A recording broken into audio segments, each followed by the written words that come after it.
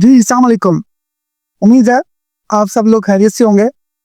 आज हम बात करेंगे बसंत के हवाले से और देहाती तार के हवाले से। तो अगर आप पाकिस्तान में हैं, बेखसूस पंजाब में हैं, तो पतंगें आप सबने उड़ाई होंगी।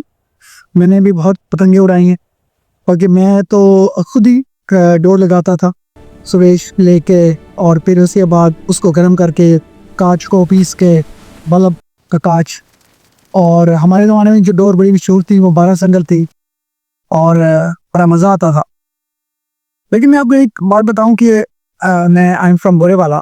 उस वक्त भी हमारा ख्वाब था कि लाहौर में का पता नहीं कैसी पटकबाजी होती होगी। हम तो छोटे से शहर से हैं, लेकिन इतना छोटा शहर भी नहीं था, बहुत बड़ी बसंत होती थी।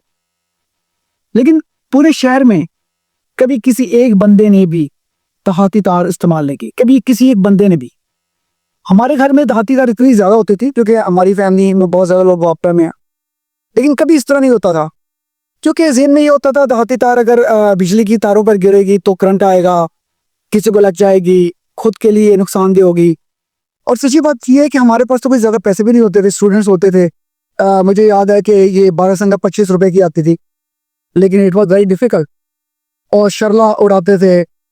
कभी कभी कोई उड़ी हुई पतंग आ गई छत पर, पुक्कल या एक बड़ा पान, वो भी उड़ा लिया। लेकिन हम तब भी छोटी पतंगे उड़ाते थे, लेकिन एंजॉय बहुत करते थे। पतंग को काटना भी एंजॉय करते थे, कटवाना भी एंजॉय करते थे। मुझे याद है मेरा सबसे बेस्ट दिन था, मैंने उसमें 7 पतंगे काटी थी, और उसके बाद फिर मेरी अपनी कटी। तो ये हमने पहली बार लाहौर में सुना कि ऐसे देहाती तार आती है और ऐसे लोगों के गले कट जाते हैं। और फिर ऐसी वो वीडियोस देखी जिसके अंदर लोगों का खून बह रहा है और गले कट रहे हैं। तो इंतहाई अफसोस हुआ, बहुत सारा अफसोस हुआ। और मैं जब लाहौर मूव हुआ था, मैं हॉस्टल में हाउस कर रहा था, तो मेरे दिल में था कि यार हम तो पसंद उड़ाएंगे। और हॉस्टल का तो हमारा था भी नहीं, हॉस्टल जो है वो बहुत उसकी अच्छी हाइट है पतंग के लिए। लेकिन ये सब चीज़ें देख के यकीन जाने कि बहुत बुरा लगा। और लाहौर एक ऐसा खूबसूरत शहर है, इसके लोग इतने खूबसूरत हैं, इतने इतने बेहतरीन, मेहमान नवाज के। आप जो भी जहाँ से भी जाए वो लाहौरी बन जाता है। मैं I call my self Lahori. अब मेरा बिजनेस सारा लाहौर में, बैक एंड पे मेरी इन्वेस्टमेंट सारी लाहौर में है, टेक्निकली रेजिडेंस भी महंगी लाहौर में ही है।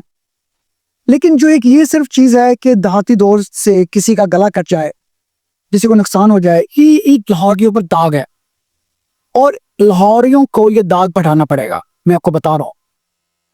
और अभी आप देखें मरीम नवाज सभा में बहुत कोशिश कर रही है, QR कोड लगा रही है, और कैसी कैसी लेजिस्लेशन लगा रही है, लेकिन वो रोक नहीं पाएगी।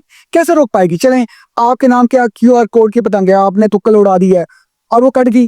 जब वो कट के किसी अनजान के हाथ में आएगी तो, और उसने देहाती तो तार लगा कर किसी का गला काट दिया, तो QR कोड वाला कौन फंसेगा? वो कहेगा भाई मेरी तो कट गई थी, मुझे क्या पता आगे से कौन उड़ा रहा है। तो मैं आपको ये बता रहा हूँ कि ये कोई कानून नहीं इसको रोक सकता। अगर आप अपने बच्चे को सोए को मारना चाहें तो कानून कैसे रोक सकता है? कोई नहीं रोक सकता, सिर्फ इंसानियत रोक सकती है। सिर्फ आप ये देखना है कि एक पतंग बचाने के लिए, एक पेचा बचाने के लिए, एक बो काटा के लिए आप किसी की जान ले लेंगे।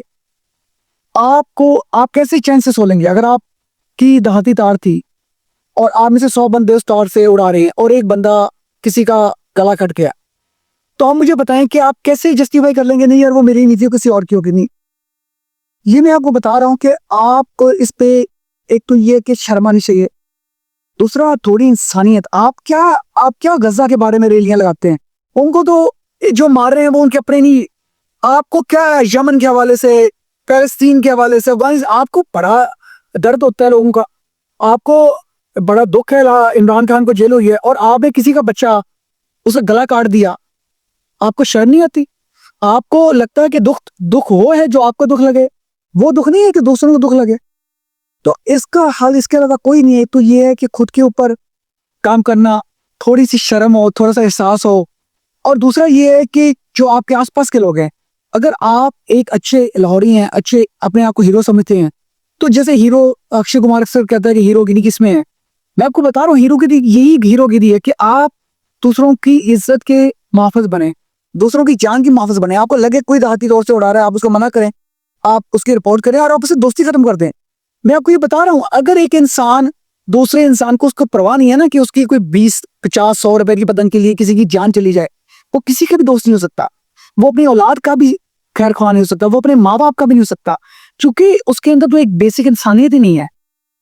और दूसरा ये है कि आपको इसके हवाले से सख्त एक्शन लेना चाहिए। हर वो बंदा, हम सिविल सोसाइटी के लोग हैं, पूरी दुनिया में जो सिविल सोसाइटी होती है वो सबसे बड़ी थानेदार होती है। अब आपकी थानेदारी किस पे चलती है, फिर ये फलां किससे डेट कर रहा है, किससे डेट कर रही है, फलां खड़कौना, भाई ये उनका जाती मसला है। आपकी जो हीरोगिरी चलनी चाहिए जहाँ किसी को नुकसान है, किसी की जान का, किसी की माल का, कोई किसी का घर डाका मार रहा है, कोई किसी का मोटरसाइकिल चोरी कर रहा है, कोई इसी तरह हाथी तार से किसी का गला काट रहा है, कोई हीरोइन बेच रहा है, कोई कोकेन बेच रहा है, ये है। और जब तक आप एक आम लाहौरी अपना इसको फर्ज नहीं समझेगा, ये नहीं रुकेगा, और ये लाहौर के माथे के ऊपर एक नमा दाग रहेगा। कितनी खूबियां लाहौरियों में, कितनी खूबियां हैं, लेकिन जब तक आप इस देहाती दौर दौर को जो है अपना समझ के, और ये समझ के जो गले में फिर रहे हैं, सड़कों पे फिर रहे हैं, ये आपके अपने ही बच्चे हैं।